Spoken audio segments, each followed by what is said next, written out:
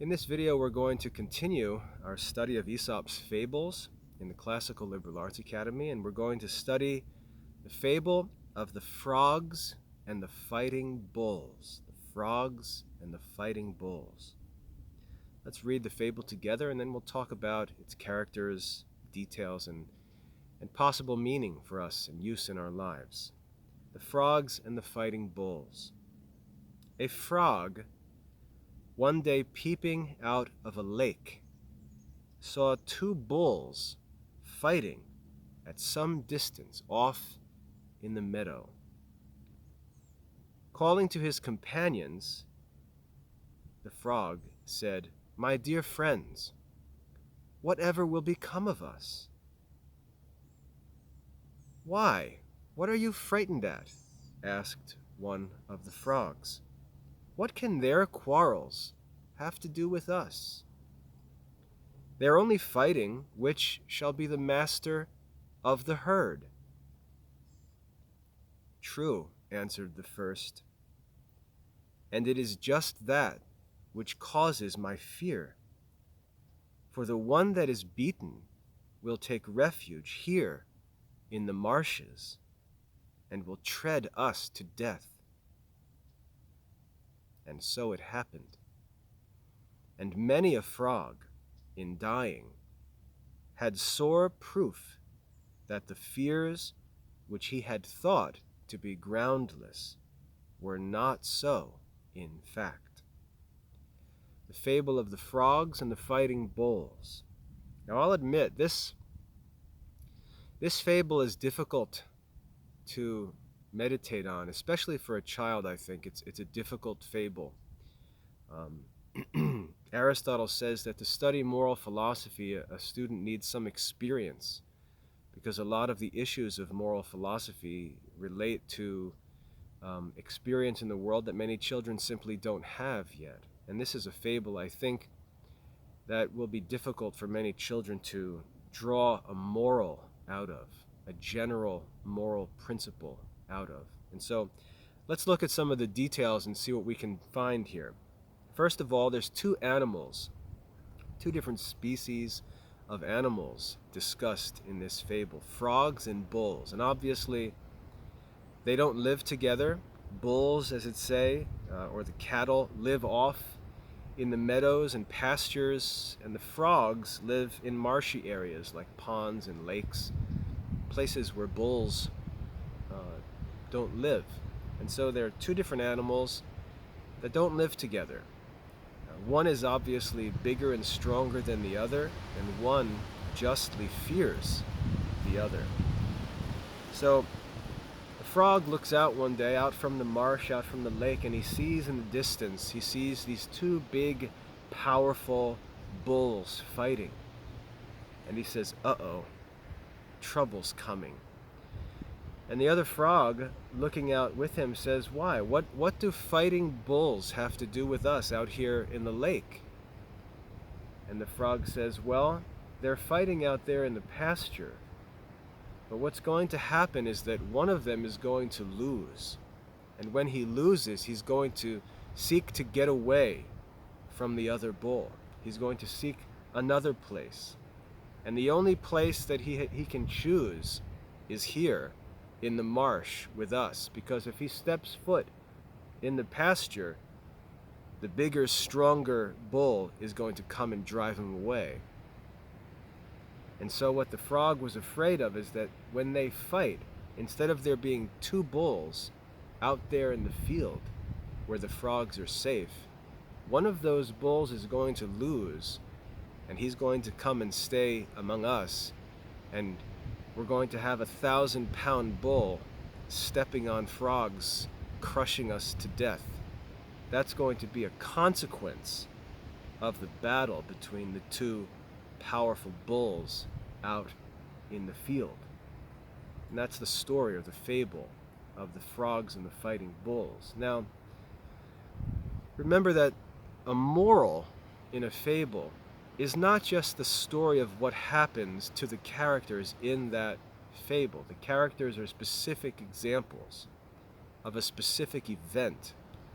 But the reason why Aesop tells us this story is because it illustrates a general moral principle that applies in many different situations in our lives.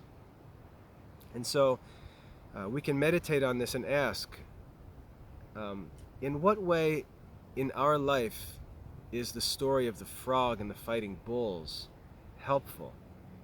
And I can think of one way that I'd like to discuss a bit. Let's just say that the frogs, being weak, maybe they represent the poor. And the poor can't choose. We say beggars can't be choosers. The poor can't choose where they're going to live. There's only certain places where the poor can live. There's only certain jobs that the poor can do. There's only certain things for the poor, only certain places where they can find a place to live safely. And yet the bulls can be thought of like the rich and powerful. And it would seem to the frogs or to the poor that the bulls should be able to live together on a big open pasture. Why can't they just live together? Why can't they just agree to share out there on the pasture? Why do they have to fight so that only one bull can be on the pasture? It doesn't seem necessary. And when they do fight, because one bull has to dominate the whole pasture or dominate the whole herd of cattle, the other bull gets sent off, and the only place that he can go is the place where the poor are. And so what happens to the poor is that the fighting and the quarrels of the powerful and rich ultimately cause them to lose access to the places and jobs and money or other benefits that are available to the poor where they are. And so what ends up happening is that the unsuccessful or less successful, powerful people come and take away what's theirs.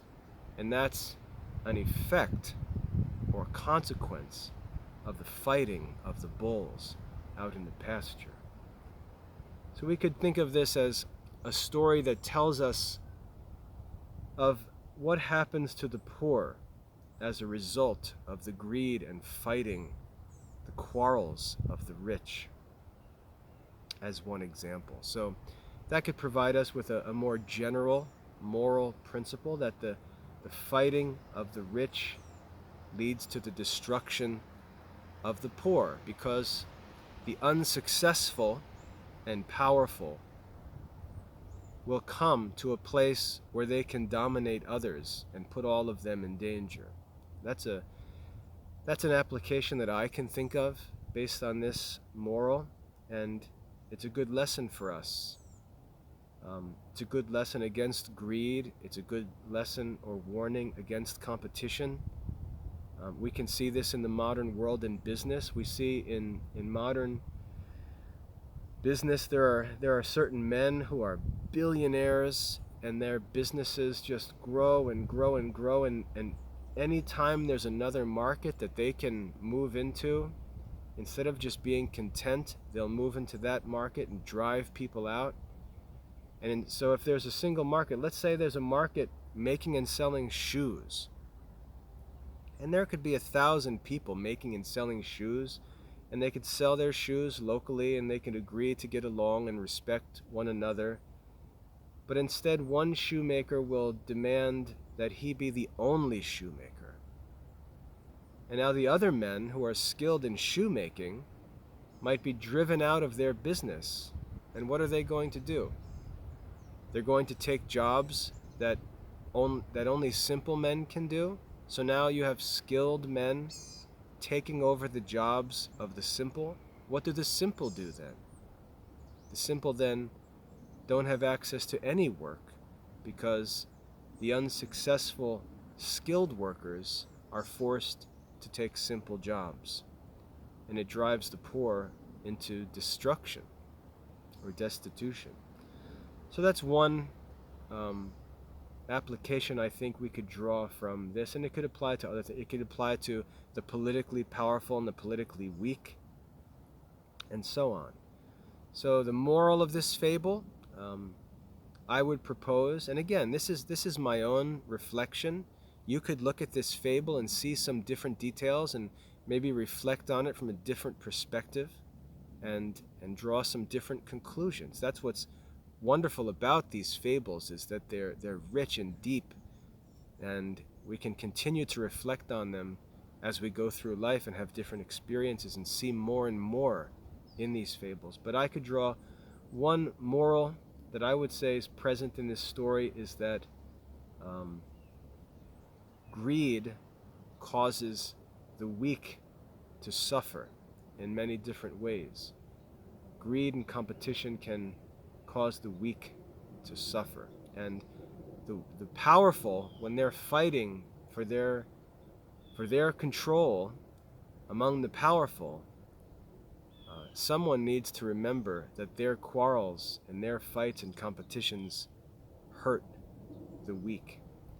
And so we need to consider the fable of the frogs and the fighting bulls. That's one reflection. If you see anything else in the fable and have any other thoughts about what the meaning might be or what applications there might be of this fable, I would really love to hear your thoughts. I'd love to see you write about them, whether it's in your lesson assessment that you submit, or whether it's in a blog article you write or a paper you write. Please take the time to reflect on these things. Learn that this is where writing and thinking and philosophy and literature come from.